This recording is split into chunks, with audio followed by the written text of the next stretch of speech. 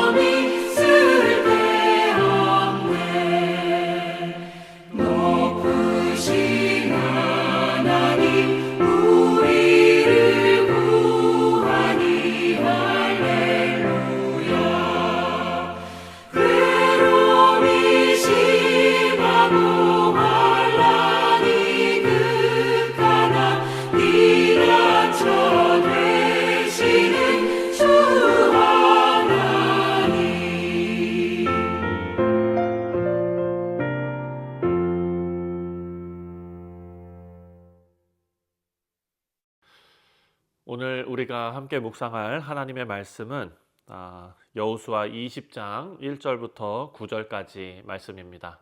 제 20장.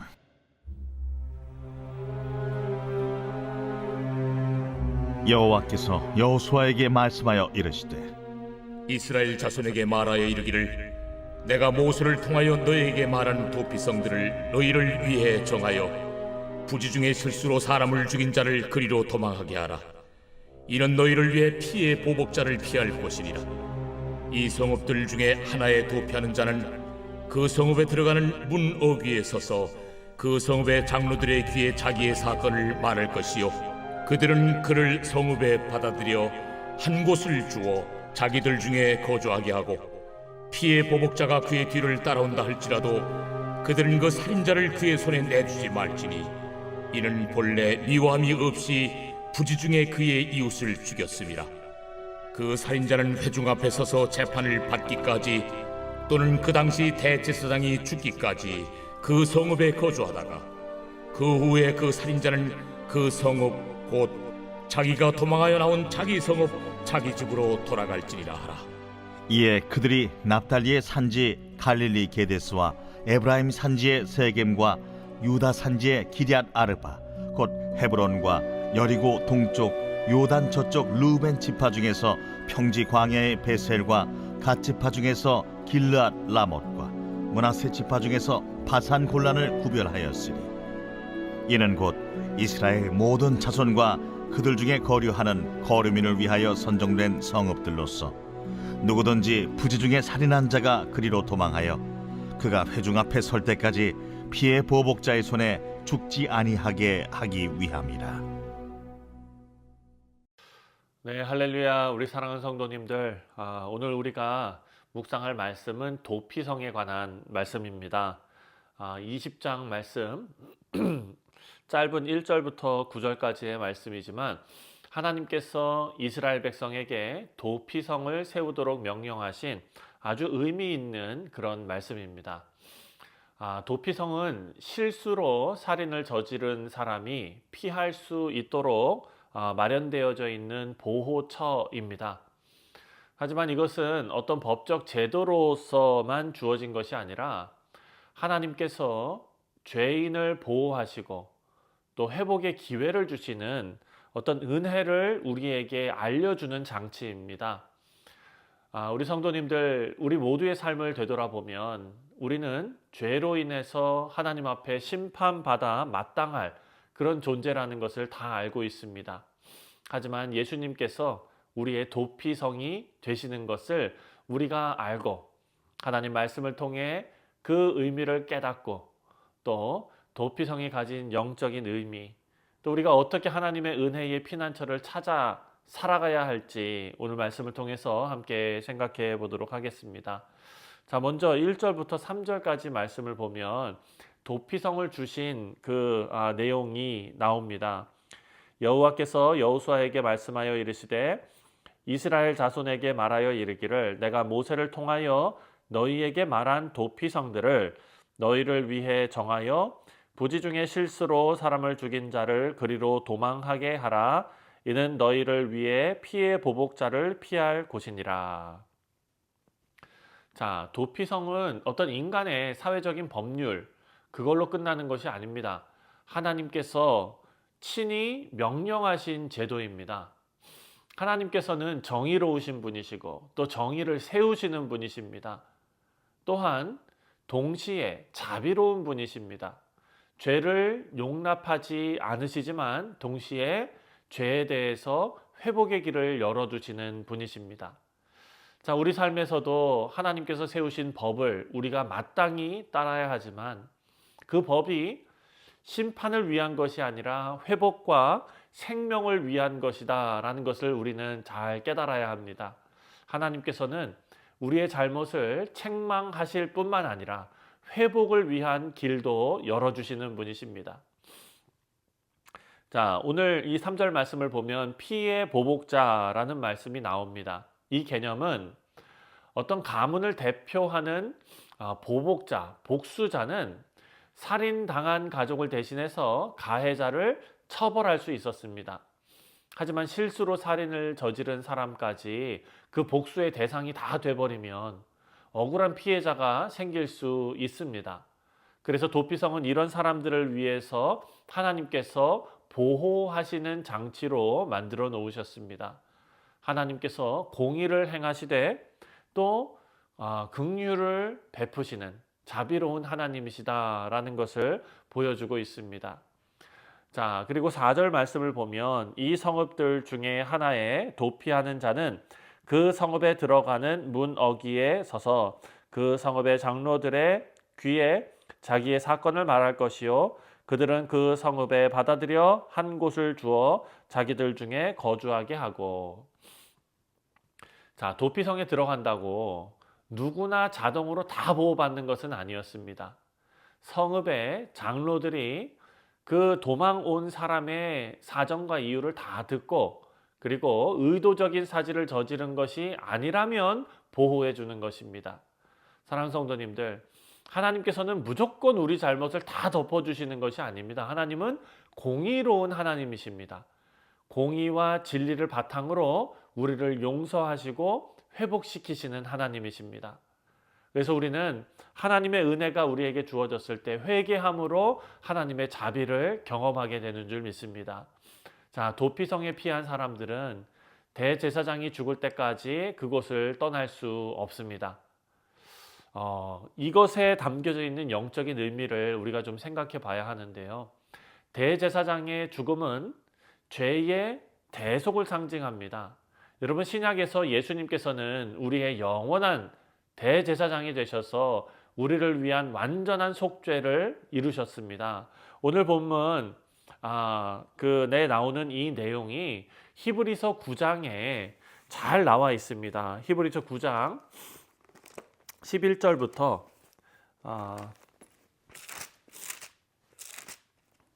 히브리서 9장 11절과 12절을 제가 읽겠습니다. 그리스도께서 장래의 좋은 일에 대제사장으로 오사 손으로 짓지 아니한 것 곧 창조에 속하지 아니한 더 크고 온전한 장막으로 말미암아 염소와 송아지의 피로 하지 아니하고 오직 자기의 피로 영원한 속죄를 이루사 단번에 성소에 들어가셨느니라. 아멘. 자, 우리를 위한 완전한 속죄를 이루셨는데 영원한 대제사장으로 오셔서 예수님께서 그 일을 이루셨습니다. 우리는 예수님의 희생을 통해서 죄에서 자유롭게 되었고 더 이상 도피성에 머물 필요가 없는 영원한 생명을 누리게 되었다라는 것을 의미하고 있습니다. 자, 7절 말씀을 또 보면은요. 이에 그들이 납달리의 산지 갈릴리 게데스와 에브라임 산지 세겜과 유다 산지의 기럇 아르바 곧 헤브론과 하나님께서는 도피성을 이스라엘 곳곳에 배치를 하셨습니다. 어느 곳에 살든지 사람이 하루 안에 도달할 수 있는 그런 위치에 균형 있게 배치가 된 것입니다. 하나님의 은혜가 멀리 있는 것이 아닙니다. 사랑하는 성도님들, 우리가 언제든지 나아갈 수 있는 아주 가까운 곳에 있습니다.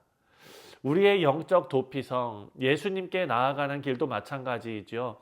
하나님께서는 우리가 예수님을 찾을 때 언제든지 응답하십니다. 누구든지 주의 이름을 부르는 자는 구원을 얻으리라. 로마서 말씀을 기억하지 않습니까? 우리는 하나님의 이름을 부르면 되는 것입니다. 도피성은 이스라엘 백성들뿐만 아니라 그 중에 거하는 이방인들에게도 개방이 되어져 있었습니다. 오늘 본문 맨 마지막 9절 말씀을 보면 이는 곧 이스라엘 모든 자손과 그들 중에 거류하는 거류민을 위하여 선정된 성읍으로서.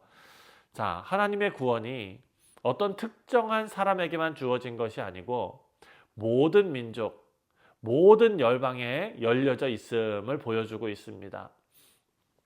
신약에서 예수님께서는 유대인들뿐만 아니라 이방인들에게도 구원을 베푸셨고 또 우리 모두가 예수님 안에서 새로운 생명을 얻을 수 있도록 하나님께서는 은혜를 베풀어 주셨습니다. 자, 사랑하는 성도님들, 말씀의 결론을 맺습니다. 오늘 우리가 묵상한 이 말씀을 통해서 도피성이 그냥 법적인 제도로서만 주어진 것이 아니라 하나님의 은혜 그리고 하나님의 보호를 상징하는 아주 중요한 제도였다라는 것을 우리가 깨닫게 됩니다. 우리가 오늘 본문에서도 세 가지를 생각했습니다. 첫 번째는 이 도피성이 하나님의 자비와 공의를 우리에게 보여주고 있다라는 것입니다.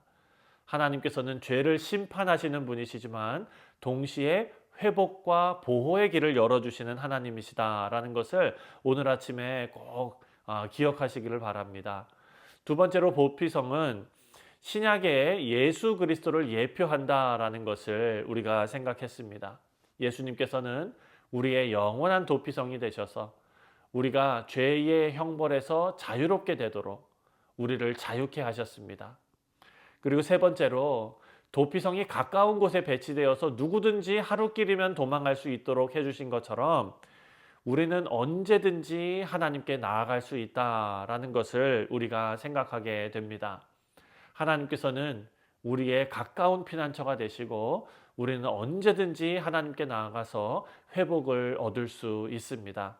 우리 사랑하는 성도님들, 오늘 말씀 통해서 예수님 안에서 참된 피난처를 발견하시고 또 예수님의 은혜를 의지하면서 살아가시는 우리 뉴욕 성실 장로교회 모든 교우들 다 되시기를 주님의 이름으로 축원드립니다. 기도하겠습니다. 사랑의 하나님 감사합니다. 우리에게 피난처 되시는 주 예수 그리스도를 인생에 보내주시고 죄와 사망의 구렁텅이에서 우리를 건져주시고 영원한 도피성 되시는 예수 그리스도 안에서 살게 하시니 감사를 드립니다. 하나님이 오늘 아침에도 하나님께서 주신 은혜를 사모하며 하루를 거룩하게 살아갈 수 있는 우리 모두 되게 하여 주옵소서. 오늘 하루 하나님께서 우리 성도들의 인생을 지켜주시고 오고 가는 발걸음을 지켜주시고 하는 모든 일들마다 하나님 복된 길, 아름다운 길, 또 하나님께서 동행하시는 길을 걸어갈 수 있는 우리 모두 되게 하여 주옵소서. 감사드리오며 예수님의 이름으로 기도하옵나이다. 아멘.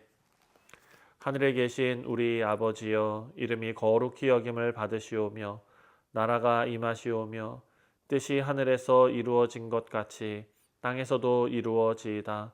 오늘 우리에게 일용할 양식을 주시옵고 우리가 우리에게 죄 지은 자를 사하여 준 것 같이 우리 죄를 사하여 주시옵고 우리를 시험에 들게 하지 마시옵고 다만 악에서 구하시옵소서.